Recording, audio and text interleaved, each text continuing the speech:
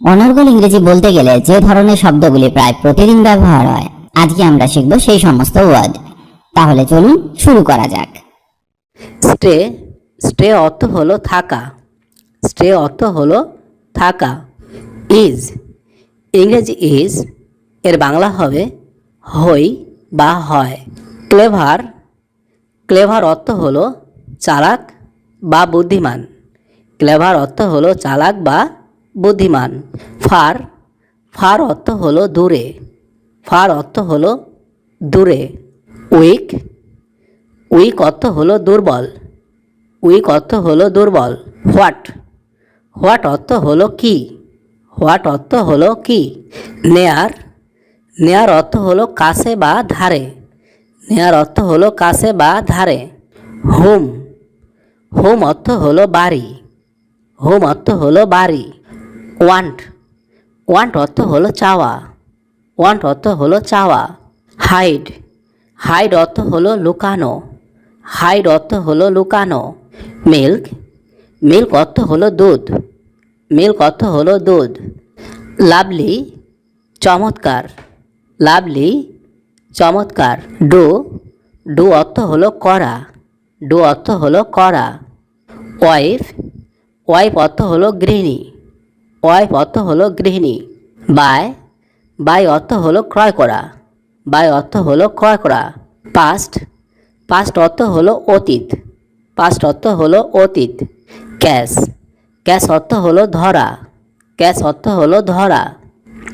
Help, help অর্থ হলো সাহায্য করা। হেল্প অর্থ হলো সাহায্য করা। হ্যাপেন, হ্যাপেন অর্থ হলো ঘটা। হ্যাপেন অর্থ হলো ঘটা। হোল্ড, হোল্ড অর্থ হলো ধরা। হোল্ড অর্থ হলো ধরা। লার্ন, লার্ন অর্থ হলো শিক্ষা। লার্ন অর্থ হলো শিক্ষা। স্ট্যান্ড, স্ট্যান্ড অর্থ হলো দাঁড়ানো।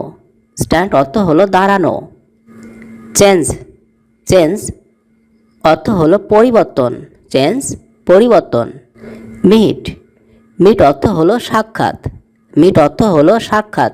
গ্রো, গ্রো অর্থ হলো জন্মানো। গ্রো অর্থ হলো জন্মানো।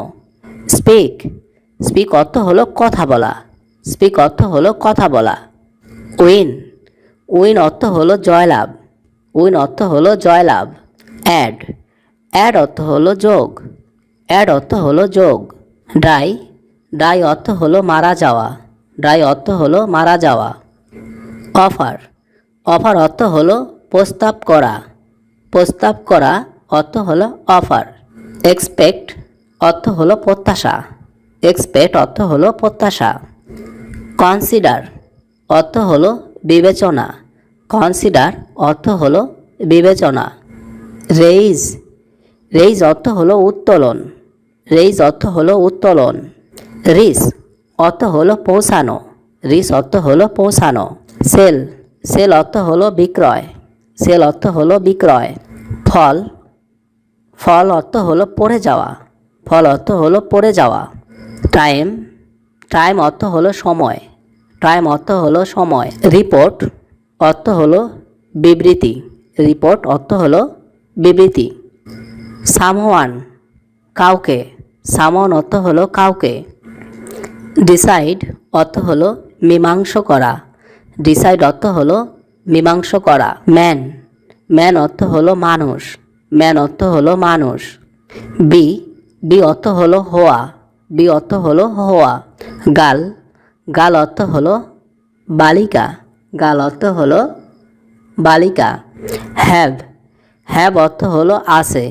হ্যাভ অর্থ হলো আছে। ইফ, ইফ মিন যদি। ইফ মিন যদি। ইজি, ইজি অর্থ হলো সহজ। ইজি অর্থ হলো সহজ। দেয়ার অর্থ হলো সেখানে। দেয়ার সেখানে। কাম, কাম মিন আসা। কাম মিন আসা। লার্জ, লার্জ অর্থ হলো বড় বা বিশাল। লার্জ অর্থ হলো বড় বা বিশাল। ইয়োর অর্থ হলো তোমার। ইয়োর অর্থ হলো তোমার। পিটি অর্থ হলো করুণা। পিটি অর্থ হলো করুণা। বাই অর্থ হলো দ্বারা বা দিয়ে। বাই অর্থ হলো দ্বারা বা দিয়ে। রিড অর্থ হলো পড়া। রিড অর্থ হলো পড়া। লিবার্টি, লিবার্টি অর্থ হলো স্বাধীনতা, লিবার্টি অর্থ হলো স্বাধীনতা। ইট অর্থ হলো খাওয়া, ইট অর্থ হলো খাওয়া। ল্যান্ড অর্থ হলো জমি, ল্যান্ড অর্থ হলো জমি।